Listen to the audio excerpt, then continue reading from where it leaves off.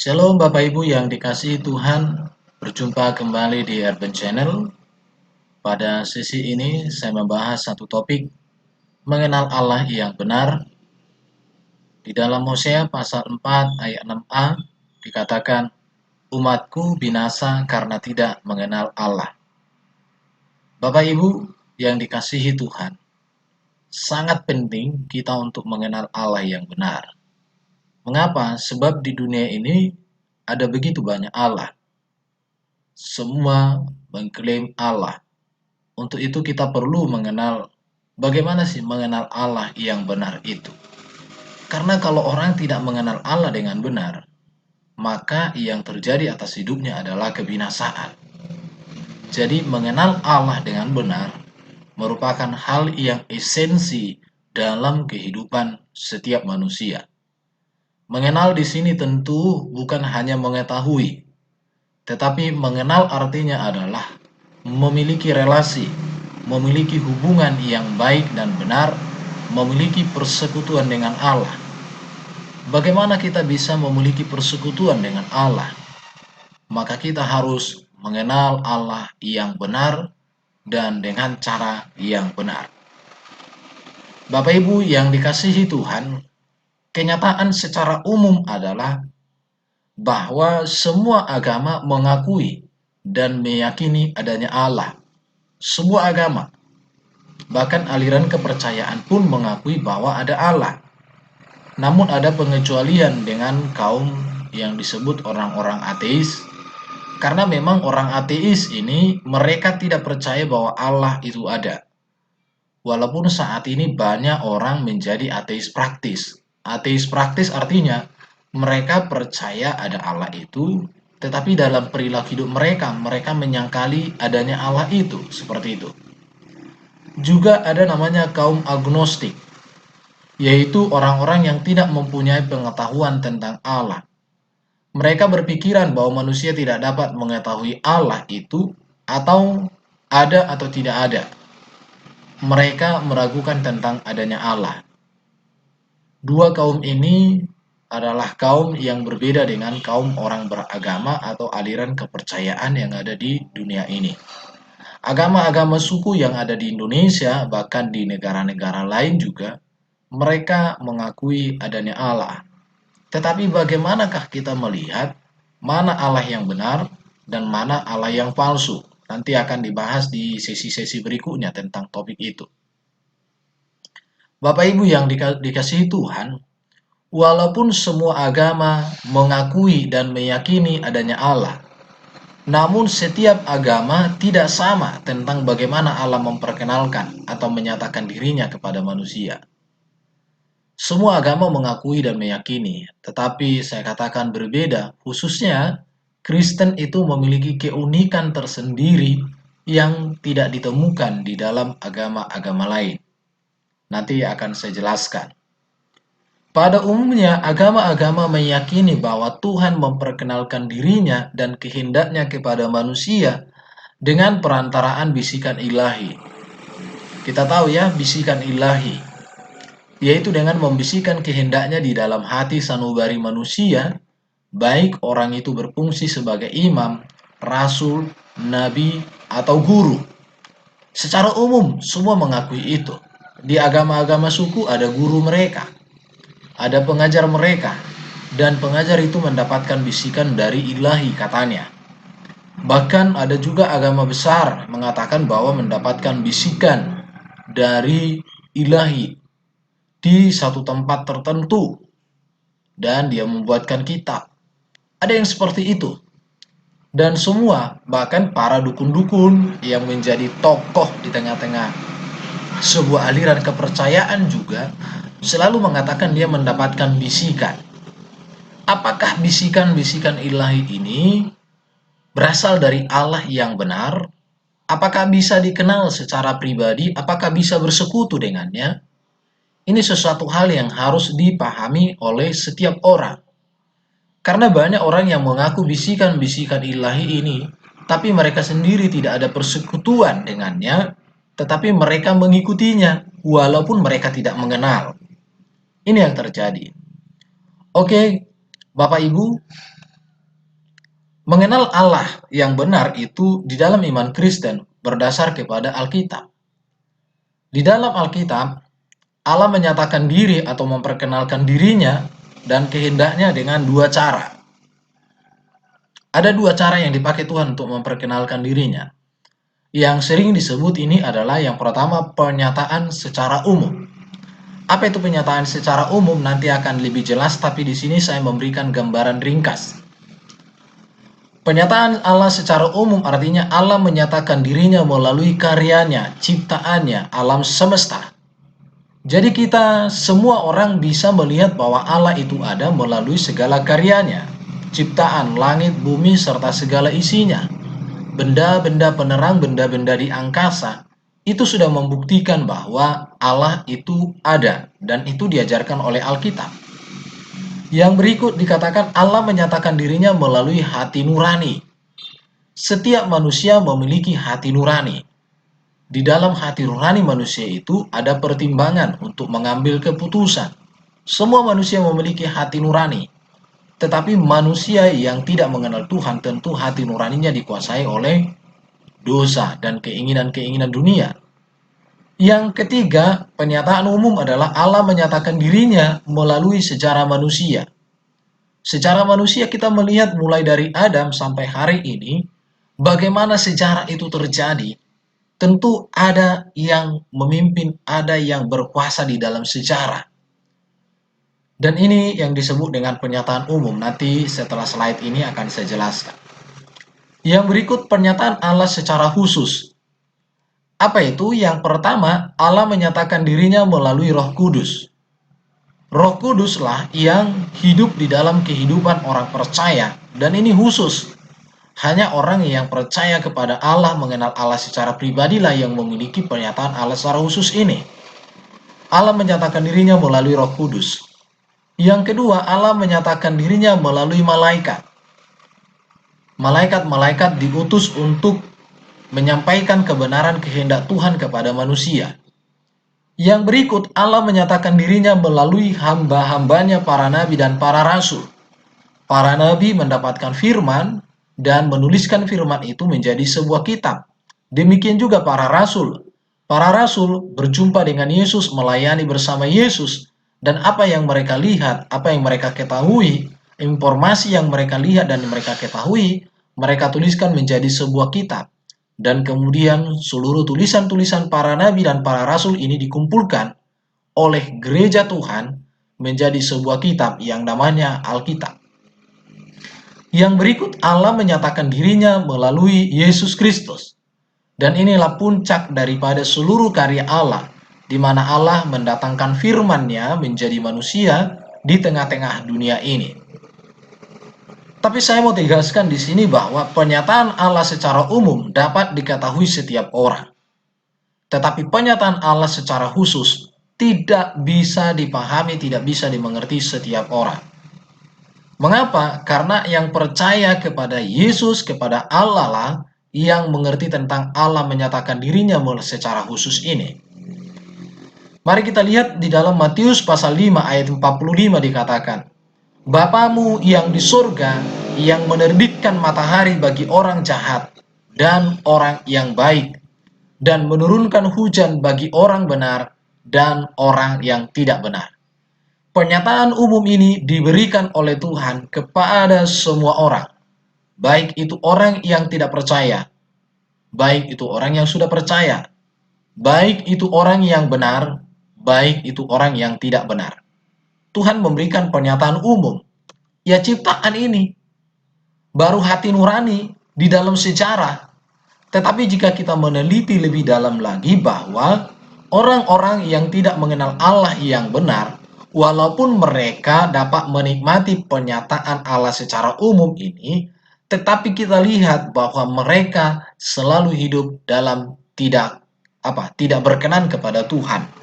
Mereka menikmati alam semesta, tapi mereka tidak menyembah Tuhan. Mereka memiliki hati nurani, tapi hati nurani mereka tidak untuk mengerti isi hati Tuhan. Mereka hidup dalam sejarah, di sana ada perlindungan dan lain sebagainya. Tetapi di dalam sejarah itu mereka jauh dari Tuhan. Tetapi orang yang sudah mendapatkan pernyataan khusus, Maka ketika mereka menerima penyataan Allah secara umum, maka nilai-nilai yang mereka ikuti adalah mereka hidup di dalam penyataan umum itu, tetapi nilai hidup mereka adalah di dalam penyataan khusus ini. Namun saya katakan bahwa mengetahui Allah melalui pernyataan umum tidak menyelamatkan. Kenapa? Karena ini diberikan kepada semua orang. Sebab keselamatan bukan sekedar pengakuan akan keberadaan Allah, melainkan percaya bersekutu dengan Allah dan mengenal Allah itu secara pribadi. Kita tidak bisa bersekutu dengan Allah melalui ciptaan, tetapi kita bersekutu dengan Allah harus dengan Allah itu sendiri. Karena manusia ciptaan yang lebih mulia daripada alam semesta. Bahkan manusia menjadi pusat dari seluruh rencana Allah. Maka untuk manusia dapat mengenal Allah dengan benar, maka manusia harus memiliki hubungan, memiliki kedekatan secara pribadi. Dan bagaimana manusia dekat dengan Allah? Tidak bisa manusia dekat dengan Allah melalui ciptaan Allah. Tidak bisa manusia dekat kepada Allah hanya dengan hati nuraninya. Tidak bisa manusia dekat dengan Allah hanya dengan hidup dalam sejarah. Tetapi manusia akan mengenal dan mengalami kasih Allah secara pribadi ketika penyataan Allah secara khusus ada di dalam hidupnya, yaitu Roh Kudus melalui para malaikat. Roh Kudus ini adalah Roh Allah sendiri hidup di dalam dirinya, baru malaikat-malaikat yang menyampaikan kebenaran, baru ajaran dari para nabi dan para rasul harus diterima dan yang disempurnakan di dalam ajaran Yesus Kristus. Maka tanpa 4 pernyataan khusus ini, maka 3 pernyataan umum hanyalah pemberian Tuhan dan tidak akan mendapatkan keselamatan bagi orang yang demikian. Oke, puji Tuhan. Saya akan jelaskan apa itu pernyataan Allah secara umum. Pernyataan Allah secara umum, Allah menyatakan dirinya melalui ciptaannya. Kita tahu bahwa Allah nyata melalui perbuatan-perbuatan besar yang menakjubkan, yaitu ciptaan alam semesta, benda-benda angkasa, hewan, dan tumbuh-tumbuhan. Kita bisa mengatakan bahwa Tuhan itu hebat, Tuhan itu dahsyat, Tuhan itu agung dengan melihat segala ciptaan. Tetapi ciptaan ini tidak bisa membuat kita mengenal Tuhan secara pribadi. Tidak bisa membuat kita merasakan kasih Tuhan secara pribadi. Mengapa? Karena kita butuh pernyataan khusus. Roma pasal 1 ayat 20 dikatakan, sebab apa yang tidak nampak daripadanya, yaitu kekuatannya yang kekal dan keilahiannya, dapat nampak kepada pikiran dari karyanya sejak dunia diciptakan, sehingga mereka tidak dapat berdalil. Artinya di sini bahwa bangsa-bangsa di dunia ini tidak bisa menyangkali bahwa Allah itu ada.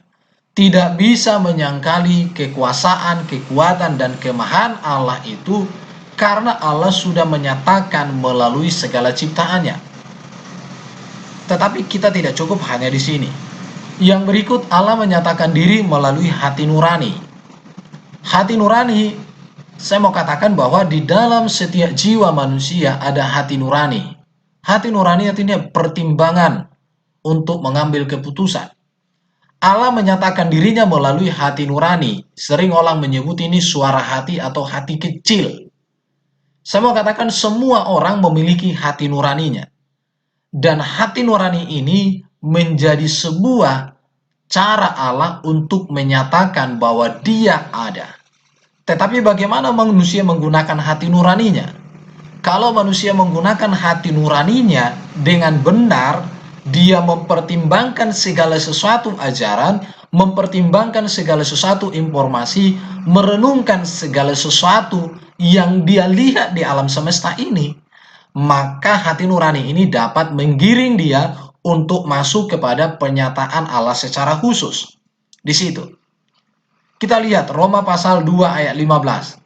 Sebab dengan itu mereka menunjukkan bahwa isi hukum Taurat ada tertulis di dalam hati mereka, dan suara hati mereka turut bersaksi, dan pikiran mereka saling menuduh dan saling membela. Artinya di sini bahwa orang yang memiliki hati nurani, di dalam hatinya itu, di dalam hidupnya itu ada pertimbangan-pertimbangan hukum untuk mengambil sebuah keputusan. Dan ketika orang salah mengambil keputusan, maka dia tidak akan mendapat keselamatan. Ketika dia mengambil keputusan pertimbangan-pertimbangan yang benar, maka pasti dia akan dituntun Tuhan masuk kepada pernyataan Allah secara khusus. Di situ. Yang ketiga, Allah menyatakan dirinya melalui sejarah manusia. Saya mau katakan bahwa Allah campur tangan dalam mengasihi, dalam menegakkan keadilan, dalam menolong mereka yang tertindas. Apa buktinya bahwa Allah itu ada dan nyata di dalam sejarah? Kita lihat di dalam sejarah manusia. Allah bertindak begitu agung di dalam sejarah manusia. Kita lihat peristiwa Nuh. Bagaimana bahtera, bagaimana mereka menyiapkan bahtera selama beratus berpuluh tahun. Dan bagaimana dunia ini penuh dengan air. Bahkan gunung tertinggi pun 10 hasta di atasnya. Bagaimana hal itu terjadi? Itu menunjukkan bahwa Allah berdaulat atas sejarah manusia. Dan itu menunjukkan bahwa Allah itu ada. Kita lihat sejarah Lot. Sodom dan Gomora, bagaimana api belerang datang dari atas. Ditunggang balikan, dihukum. Itu menunjukkan bahwa Allah berdaulat atas sejarah. Bahwa kejahatan pasti dihukum oleh Tuhan. Dan orang benar diselamatkan oleh Tuhan. Itu bukti bahwa Allah berdaulat atas sejarah. Yang berikut sejarah Israel. Bagaimana bangsa Israel 400 tahun berada di Mesir menjadi seorang budak. Dan bagaimana mereka 40 tahun dipimpin di padang gurun sampai masuk ke tanah Kanaan. Dan sejarah bangsa Israel. Bagaimana mereka dijajah, bagaimana mereka berdiri tegak. Bagaimana Tuhan menolong. Nyata di dalam sejarah. Dan kita juga mengakui bahwa di dalam sejarah hidup kita membuktikan bahwa Tuhan itu ada. Tetapi sejarah itu, jika kita tidak mengenal Allah secara pribadi, maka sejarah itu juga dialami oleh setiap orang. Baik itu orang yang tidak percaya, sekalipun kepada pernyataan Allah secara khusus. Jadi saya katakan bahwa pernyataan Allah secara umum tidak menyelamatkan. Karena ini merupakan pemberian Tuhan kepada semua manusia yang ada di dunia ini. Yang berikut, Allah berdaulat atas sejarah manusia, artinya di sini kita lihat dalam Mazmur 75:8. Tetapi Allah adalah hakim, direndahkannya yang satu dan ditinggikannya yang lain. Kita melihat bahwa Allah berdaulat atas sejarah juga terjadi dalam kisah Daniel. Bagaimana Daniel, Sadrak, Mesak, dan Abednego ditolong Tuhan dari perapian yang menyala-nyala, ditolong Tuhan dari kandang singa. Dan bagaimana mereka Tuhan mengangkat mereka menjadi orang penting dan berpengaruh di sana. Jadi saya mau katakan bahwa Allah berdaulat atas sejarah manusia. Bentuk dari Allah menyatakan dirinya atau penyataan Allah secara umum.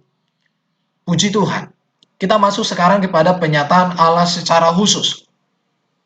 Penyataan Allah secara khusus artinya Allah menyatakan dirinya melalui Roh Kudus. Bapak Ibu yang dikasihi Tuhan, manusia hidup oleh Roh Allah. Para nabi dipakainya orang yang dipenuhi oleh Roh Allah. Jadi kita melihat ketika penciptaan Roh Allah melayang-layang, artinya Roh Allah memberikan kehidupan.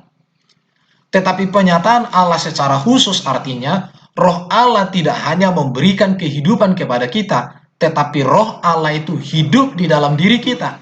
Sehingga Roh inilah yang membuat kita mengenal Allah secara pribadi. Dan inilah yang menyelamatkan. Dikatakan bahwa Roh Allah atau Roh Kudus Allah, Allah anugerahkan secara khusus kepada orang percaya untuk bersaksi, untuk membimbing, untuk mengajarkan, untuk menginsapkan orang berdosa, dan berbicara kepada mereka yang diangkat menjadi anak-anaknya. Jadi ini diberikan Allah secara khusus hanya kepada orang yang percaya, supaya dengan adanya Roh Kudus di dalam hidupnya, maka Roh Kudus itu yang akan menuntun dia kepada kebenaran. Roh Kudus itu yang akan menuntun dia kepada keselamatan. Roh Kudus itu yang menuntun dia untuk hidup di dalam kehendak Tuhan. Roma pasal 8 ayat 16 dikatakan, Roh itu bersaksi bersama-sama dengan roh kita, bahwa kita adalah anak-anak Allah. Jadi roh kita, kehidupan yang Allah berikan dalam diri kita, dengan adanya Roh Kudus, maka roh kita dan roh manusia atau dengan roh Tuhan bersama-sama menjadi satu yang mengarahkan kita untuk mengenal Allah secara pribadi. Di dalam Yohanes 16 ayat 13 dikatakan, tetapi apabila ia datang, yaitu roh kebenaran, ia akan memimpin kamu ke dalam seluruh kebenaran. Sebab ia tidak akan berkata-kata dari dirinya sendiri, tetapi segala sesuatu yang didengarnya, itulah yang akan dikatakannya, dan ia akan memberitakan kepadamu hal-hal yang akan datang. Penyataan Allah secara khusus ini adalah penyataan Allah yang begitu unik, begitu agung, begitu mulia. Allah memberikan rohnya secara pribadi, rohnya itu tinggal dalam kehidupan orang percaya. Memang saya katakan bahwa manusia hidup oleh karena roh Allah. Tetapi setelah peristiwa Nuh, dikatakan oleh Tuhan, rohku tidak selama-lamanya tinggal di dalam hidup manusia. Sejak saat itu maka roh Allah tidak mendiami setiap orang. Tetapi setelah Yesus datang, roh itu diberikan diam, tetapi khusus kepada orang yang percaya. Bersyukurlah kalau kita memiliki Roh Kudus, karena Roh Kudus itu adalah roh Allah sendiri yang ditaruh di dalam hidup kita. Penyataan Allah secara khusus yang berikut adalah Allah menyatakan dirinya melalui para malaikatnya. Di dalam kitab Perjanjian Lama kita akan menemukan banyak cerita di mana malaikat terlibat sebagai utusan Allah untuk berkomunikasi kepada umat manusia. Jadi ini menunjukkan sebuah pernyataan khusus Allah di mana Allah memperkenalkan bahwa Dia ada, Dia benar, Dia dapat dipercaya, Dia dapat menjadi sebuah kekuatan atau bisa bersekutu dengannya melalui kehadiran para malaikat. Ini terjadi kepada Abraham, di mana dikatakan bahwa malaikat Tuhan menjumpai Abraham, malaikat Tuhan menjumpai Yakub, malaikat Tuhan menjumpai Musa, malaikat Tuhan juga menjumpai orang-orang percaya, orang-orang milik Tuhan di zaman hakim-hakim, dan juga di zaman para nabi, Nabi Yesaya, Nabi Yeremia, Nabi Yeskiel, dan lain sebagainya. Jadi Allah menyatakan diri khusus melalui kehadiran itu, dan itu membuktikan bahwa Allah itu ada. Dan ini penyataan yang menyelamatkan. Di dalam perjanjian baru kita juga akan masih menemukan hal di mana Allah menyatakan dirinya kepada manusia. Yaitu kita lihat di dalam peristiwa malaikat menjumpai Maria, malaikat menjumpai Yusuf, dan malaikat menjumpai Zakaria. Malaikat Tuhan ini sebagai pelindung para umat milik Tuhan sampai hari ini dalam Matius 18 ayat 10 dan Matius 16 ayat 27. Jadi Tuhan memberikan perlindungan khusus kepada manusia di tengah-tengah hidup kita. Dia memberikan perlindungan melalui malaikat-malaikatnya. Itulah sebabnya orang Kristen sering berdoa, ya Tuhan jagai kami dengan para malaikatmu. Karena memang Tuhan menyatakan dirinya melalui para malaikatnya. Itu yang kedua. Dan perlindungan para malaikat ini nyata di dalam kehidupan orang-orang percaya kepada Yesus. Puji nama Tuhan. Pernyataan secara khusus yang berikut adalah Allah menyatakan dirinya melalui hamba-hambanya. Siapakah hamba-hamba Tuhan yang dimaksud? Yaitu para nabi dan para rasul. Para nabi orang yang dipilih Tuhan untuk menyampaikan kebenaran-kebenaran firman Tuhan. Merekalah yang diberikan Tuhan firman Allah untuk diajarkan kepada umat manusia. Kemudian dituliskan dan kemudian tulisan mereka dikumpulkan dalam satu kumpulan buku yang disebut dengan Alkitab. Bapak Ibu, saya mau katakan para nabi dan para rasul. Jadi bukan satu nabi, bukan satu rasul. Karena ada orang berkeyakinan hanya kepada satu rasulnya, satu nabinya, sebab hanya kitabnya itu. Tetapi di dalam iman Kristen, para nabi, semua para nabi yang menuliskan kitab, sampai hari ini kitab-kitab tulisan mereka tetap dipegang teguh oleh orang Kristen. Demikian juga para rasul yang menuliskan kitab sejak semula, kitab-kitab mereka itu dipegang teguh oleh orang Kristen. Jadi Allah menyatakan diri secara khusus melalui para nabi dan para rasul. Allah berjumpa dengan mereka baik dengan cara mengutus malaikat, baik melalui pimpinan Roh Kudus.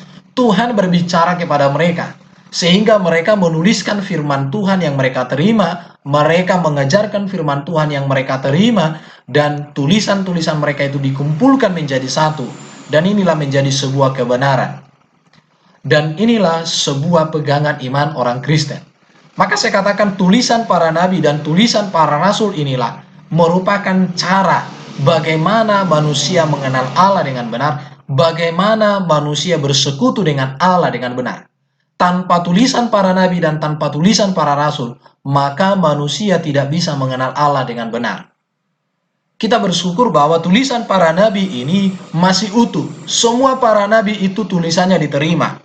Kita tidak seperti saudara-saudara kita, bahwa tulisan para nabi itu dikatakan hilang, dikatakan palsu, kemudian ada tulisan para nabi yang baru yang ditulis setelah beliau meninggal, bahkan ada yang mengatakan ratusan tahun setelah beliau meninggal baru menjadi sebuah kitab yang dikumpulkan dan lain sebagainya. Mari kita baca 2 Petrus pasal 1 ayat 21 dikatakan, sebab tidak pernah nubuat dihasilkan oleh kehendak manusia, tetapi oleh dorongan Roh Kudus orang-orang berbicara atas nama Allah. Jadi para nabi dan para rasul ini berbicara atas nama Tuhan, dan mereka dipenuhi oleh Roh Kudus, dituntun oleh Roh Kudus. Karena mereka dituntun dan dipenuhi oleh Roh Kudus, maka ajaran-ajaran mereka ini diterima sebagai kebenaran, kebenaran tentang etika dan moral, kebenaran tentang pengenalan kepada Allah. Jadi sangat jelas bahwa penyataan Allah secara umum itu diberikan kepada semua orang bisa mengerti hal itu. Tetapi penyataan Allah secara khusus, inilah yang menyelamatkan. Sebab penyataan Allah secara umum itu hanya dikenal ketika kita mengalami penyataan Allah secara khusus dalam hidup kita. Yang berikut penyataan Allah secara khusus adalah Allah menyatakan dirinya melalui Yesus Kristus. Saya mau mengatakan bahwa Yesus Kristus adalah pusat dan puncak dari semua penyataan yang diberikan Allah kepada manusia. Di mana dikatakan bahwa di dalam Yesuslah segala firman Allah, di dalam Yesuslah segala karya Allah itu sempurna. Yesuslah yang menjadi gambaran Allah, gambaran dari pribadi Allah sendiri yang tidak kelihatan, hadir menyatakan kasih, menyatakan kebenarannya di tengah-tengah dunia. Kedatangan Yesus Kristus menjelaskan bahwa Allah itu ada. Di mana Yesus mengatakan bahwa dia datang dari surga, diutus oleh Bapa. Sebagai apa Yesus diutus oleh Bapa, oleh Allah yang di surga? Firman Allah yang kekal di dalam diri Allah diutus menjadi manusia untuk membawa manusia masuk kepada perkenanan Allah, untuk membawa kebenaran kepada manusia, dan dengannya manusia mengenal kebenaran dan masuk kepada keselamatan. Jadi Allah mengutus firman menjadi manusia, supaya di dalam firman yang menjadi manusia itulah seluruh kehendak Allah, seluruh rencana Allah, seluruh program Allah bagi keselamatan manusia sudah sempurna adanya.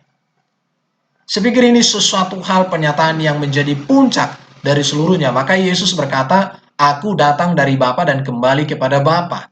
Yesus berkata, aku dan Bapa adalah satu. Artinya bahwa Yesus menyatakan dia memiliki hakikat firman, hakikat ilahi. Bahkan Yesus mengatakan, sebelum Abraham ada, aku telah ada. Bahkan Yesus mengatakan, permuliakanlah aku dengan kemuliaan yang kumiliki di hadiratmu. Jadi puncak dari seluruh penyataan Allah kepada manusia, kepada dunia ini, ada di dalam diri Yesus. Sebab Yesus firman yang menjadi manusia, datang dari surga, datang dari Bapa. Dan di dalam Yesuslah kita mengerti kasih Allah, kita mengerti kehendak Allah, kita mengerti tujuan Allah, kita mengerti kekudusan Allah, kita mengerti kebenaran Allah. Maka Yohanes 14 ayat 6 Yesus berkata kepada kita, akulah jalan kebenaran dan hidup. Tidak ada seorang pun yang datang kepada Bapa kalau tidak melalui aku. Yesus jelas mengatakan. Bahkan Yesus juga mengatakan, kalau Roh Kudus turun kepada kita, maka kita akan mengenal Yesus. Jadi Allah menyatakan dirinya melalui Yesus Kristus merupakan pernyataan puncak. Dan tidak ada lagi keselamatan di luar daripada Yesus. Kisah Rasul 4 ayat 12, sangat jelas. Jadi setelah Yesus datang, tidak ada lagi yang namanya para nabi diutus oleh Allah. Yang ada adalah para rasul. Para rasul artinya orang yang dipilih Yesus, orang yang hidup bersama-sama dengan murid Yesus, dan diutus oleh Yesus, dan diutus oleh para rasul Yesus untuk memberitakan tentang Yesus sendiri, memberitakan tentang ajaran-ajaran yang sudah Yesus sampaikan. bagaimana kitab Taurat, kitab para nabi, dan kemudian ajaran-ajaran Yesus itu yang disebut dengan dituliskan menjadi kitab Injil. Inilah yang dikerjakan para rasul. Setelah ini tidak ada lagi nabi dan rasul yang bisa diterima. Maka dikatakan oleh kitab suci, siapa yang mengajarkan ajaran lain yang lain daripada yang kami ajarkan, kata Paulus dan murid-muridnya, itu ajaran berasal dari kuasa kegelapan, ajaran iblis. Jadi pernyataan ini disebut pernyataan khusus karena hanya diperuntukkan kepada siapa yang beriman kepada Allah melalui Yesus Kristus. Jadi Allah menyatakan diri melalui Roh Kudus, Allah menyatakan diri melalui para malaikat, Allah menyatakan diri melalui para nabi dan para rasulnya, dan Allah menyatakan diri melalui Yesus Kristus. Ini hanya dimiliki oleh orang yang percaya kepada Yesus Kristus sebagai Tuhan dan Juru Selamat, sebagai kurios, penguasa dalam hidupnya. Saya akan menjelaskan lagi pernyataan Allah secara khusus, yaitu Allah menyatakan dirinya melalui Yesus Kristus. Pernyataan Yesus tentang dirinya yang berasal dari Allah dan sebagai jalan keselamatan manusia, itu artinya bahwa setiap orang yang beriman kepada Yesus, kepada Allah, maka orang itu akan diselamatkan. Karena itu, mari kita mengenal Allah yang benar melalui Yesus Kristus, sehingga kita tidak binasa, tetapi kita beroleh keselamatan, hidup yang kekal. Yesus jelas mengatakan bahwa di dalam dirinya lah keselamatan, karena dikatakan oleh Yesus, barang siapa percaya kepadaku, ia tidak akan mati selama-lamanya, tetapi dia akan melihat kehidupan. Oleh karena itu perlu kita mengenal Yesus. Tujuan pernyataan Allah di sini bukan sekedar untuk kebahagiaan manusia, melainkan untuk kemuliaan dan kehormatan Allah sendiri. Kita akan melihat kemuliaan dan kehormatan Allah ketika kita mengenal pernyataan Allah secara khusus. Dan ini membuat kita bisa menikmati pernyataan Allah secara umum, sehingga kita mampu menjalani sejarah kita dengan benar, sehingga kita mampu menggunakan hati nurani kita dengan benar, dan sehingga kita mampu melihat alam semesta ini sebagai karya Allah untuk kita hidup memuliakan Tuhan. Jadi tujuan pernyataan Allah secara khusus hanya diberikan kepada orang yang percaya. Puji Tuhan, sesuatu hal yang luar biasa. Jadi mari kita memuliakan Tuhan. Dikatakan dalam Roma pasal 11 ayat 3b, dikatakan di sini, sebab segala sesuatu dari Dia, 36. Sebab segala sesuatu adalah dari Dia dan oleh Dia, kepada Dia, bagi Dialah kemuliaan sampai selama-lamanya. Sangat jelas sekali. Dari sini kita melihat bahwa dari Tuhanlah kita bisa mengenal Tuhan. Hanya kepada Tuhanlah pengenalan kita. Hanya oleh Tuhanlah kita bisa mengenal Dia.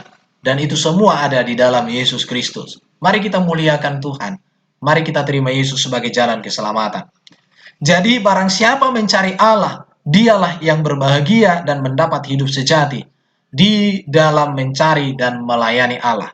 Mencari Allah di sini bukan lagi mencari seperti mencari sesuatu, tetapi mencari Allah di sini artinya membuka diri kepada Tuhan. Barang siapa yang mengenal Allah dengan benar, dialah yang berbahagia. Barang siapa mengenal Allah dengan benar, dialah yang mendapatkan hidup sejati.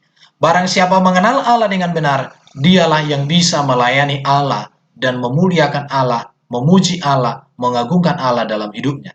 Dan pengenalan kepada Allah hanya terjadi dengan benar ketika orang memiliki Yesus dalam hidupnya, ketika orang memiliki Roh Kudus dalam hidupnya, ketika orang bersekutu dengan firman yang sudah ditulis di dalam Alkitab dalam hidupnya, dan ketika juga Allah menyatakan perlindungan melalui para malaikatnya atas hidupnya. Jadi pernyataan Allah kepada kita ini sungguh sesuatu ajaran yang sangat mengagumkan bagi kita semua. Bapak Ibu yang dikasihi Tuhan, kiranya pengajaran ini menjadi berkat bagi kita.